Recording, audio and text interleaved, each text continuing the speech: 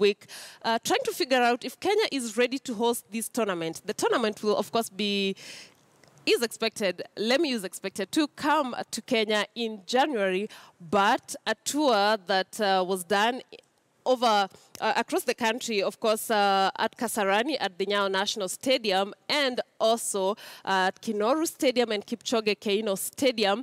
We are yet to find out what the Confederation of African Football really think, and do they think that Kenya is ready? Is Kenya ready? Is Kenya not? Of course, we'll be going into details with that, and in studio with me, of course, is the CEO of the CHAN Organizing Committee, Herbert Mwachiro. It's good to have you in studio. Thanks, Lynn. Has been a tough week. Has it been a tough week, really? It's been a very tough week, but we've come through. We've done the inspection. This is our third inspection. Yes, and we continue preparing for the event in January. And you were part of course, the delegation that went to Kasarani, to Nyayo Stadium, to Kinoru, and to Kipchoge Keino Stadium. Do you think Kenya is ready? FKF President Nick Mwendwa in Eldoret admitting that Kipchoge Keino Stadium is properly behind schedule. Indeed, yes, Lynn, you're right. Let me start with Kipchoge. Kipchoge Keino Stadium is behind in terms of its preparations, but you have two contractors there working overnight under supervision of the government through Sports Kenya, as well as the organizing committee, to ensure that that stadium will be ready by the 12th of January when the competition starts. We did also go to Kasarani, where the inspectors were satisfied with the level of preparation at Kasarani. They have always been. Kasarani needs little work to be done. They're quite happy with what they saw at Nyayo Stadium, because remember, when they came in June, there was nothing happening at Nyayo. But between then and now, there has been a difference in what they saw at Nyayo. So that and by the way, speaking of the Nyayo National Stadium, I don't know if my colleague Abula Ahmed is ready. But yeah, he's actually standing by at the Nyayo National Stadium. And Herbert Mwachiro talking about the Nyayo National Stadium being pretty, doing pretty well. But Abula, you on the grounds, what can you tell us? How does the stadium look? Does it look like a stadium that could be ready to host a tournament in, say, 3 months? Lynn, something is going on here, and it's about the work that is going on here. I can't say whether the stadium is ready to host CHAN, but what I can say, and according to what I've seen since I came here about an hour ago, is that there's some work going on around the stadium, outside and inside the stadium, work that started in August this year, and has to be completed by November as far as CAF want. And joining me now to speak more about the work that is going on here is one of the surveyors. We have Victor Murungi, who is here to tell us what has been happening since August and what do you expect. Yes, Lynn? Abula, probably before you bring in your guests, I would just want to find out, I know it's a Sunday, and the FKF president promised that, the contractors will be working round the clock. Is there construction going on today?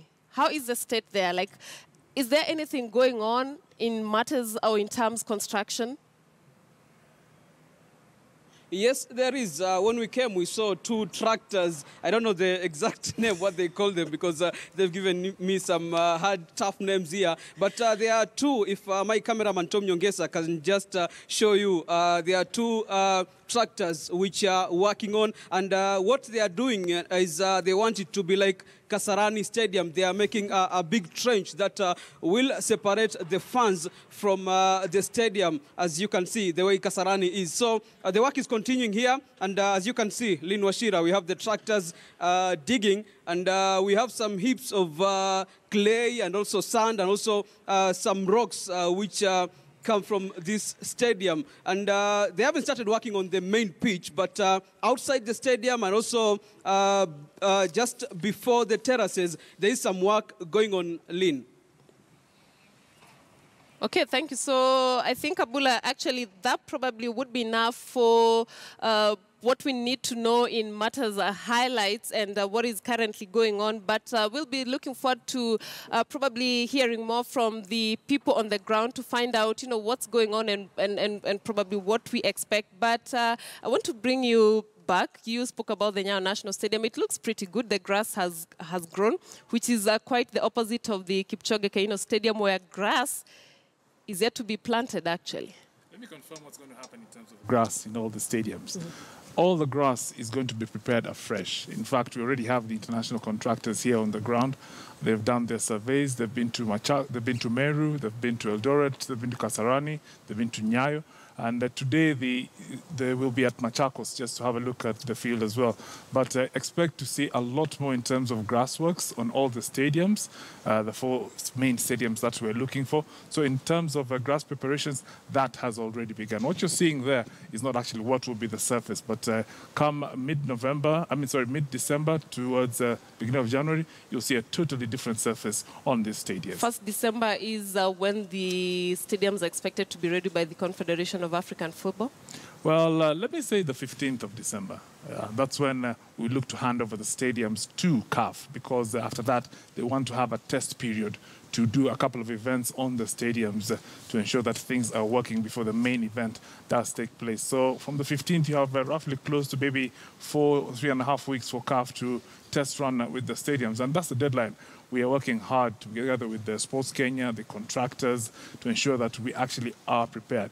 Remember, CAF came to see whether we are preparing, to assess not if we are ready. No. Okay. They came to assess the level of preparedness. And that's where we need to be very clear about. It is assessing the level of preparedness. They didn't come to find ready-made stadiums. No. We'd be lying if we thought that. But the truth of the matter is they came to see how much we have done since June to now. And let's talk about the level of preparedness. You know, honestly, it's just a few months to Kenya hosting CHAN. Yes. How did Kenya get here where, I mean, just a few months to, it looks like Kenya is just starting to prepare? Well, let me say better late than never. Because, yes, the bid was won, I think, in 2014, but that was by the previous federation. Mm-hmm. There's 2 things, Lynn. There's initiation and implementation. The previous federation initiated. This current federation is implementing. And having talked to the government, brought the government on board, they're actually doing so to ensure that we host this event. Remember, also the year has been quite eventful for this country. We've had the Under-18 Championship, we've had the elections, or rather we're still in the middle of an election cycle.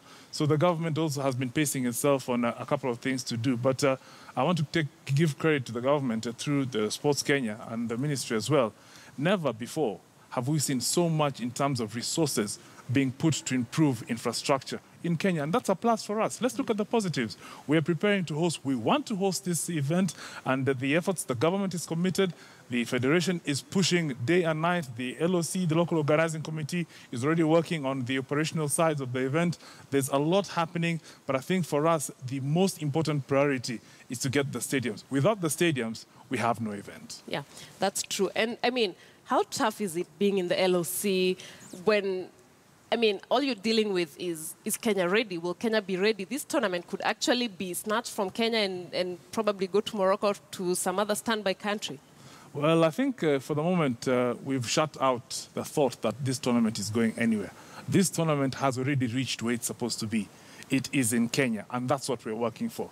The LOC, the steering committee, the secretariat are all gearing, together with the relevant state bodies, are gearing to ensure that we are ready come the beginning of January to have a fantastic soccer event in this country. And I think a lot of Kenyans are optimistic. They want to see this event here.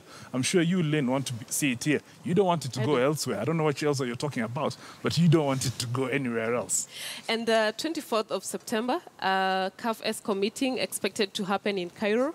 Is that the day that Kenya will get the final verdict? To correct you, that meeting will be on the 23rd of September in Ghana.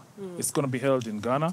The EXCO will be meeting, and I think Kenya, as a country, will be presenting its case to show how it is prepared. The inspection team also will have presented their report, and that is where the CHAN 2018, again, will be discussed. I think we're used to this discussion because from February, they've been discussing Kenya, I think we've built a bit of shock absorbers for this. So let's look forward to a positive meeting. We're doing our part. Rest assured, we're doing our part, and I think we are doing more than previous some other countries that have hosted other events in terms of the level of preparedness, if I may say so.